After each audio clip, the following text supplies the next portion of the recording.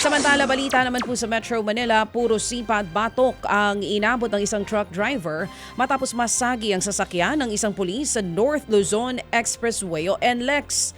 Sa eksklusibong video na nakuha po ng News 5, makikita ang habulan ng isang SUV at truck sa kahabaan ng NLEX. Pilit binubusinahan ng SUV ang truck pero imbes na huminto, mas humarurot pa ito ng takbo. Nagpang-abot lang ang dalawa pagdating sa NLEX Mindanao Avenue Toll Plaza. Bumaba ang driver ng sasakyan at saka sinugod ang nakagit-gitang tsuper. Ang kwento niya sa News 5, nagasgasan ang sasakyan niya matapos daw masagi ng truck. Kaya hinabol niya raw ang truck driver.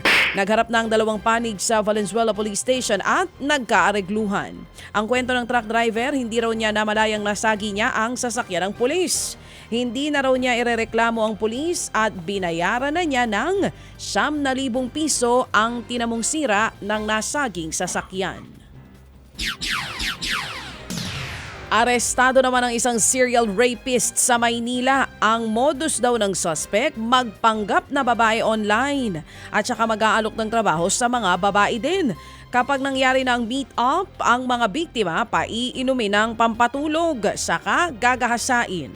Ni-rape na, pinagnakawan pa ang mga biktima. Nahuli naman sa isang entrapment operation ng suspect. Ayon sa mga pulis, hindi bababa sa 20 babae ang nabiktima ng salarin. Tikom naman ang bibig sa mga paratang.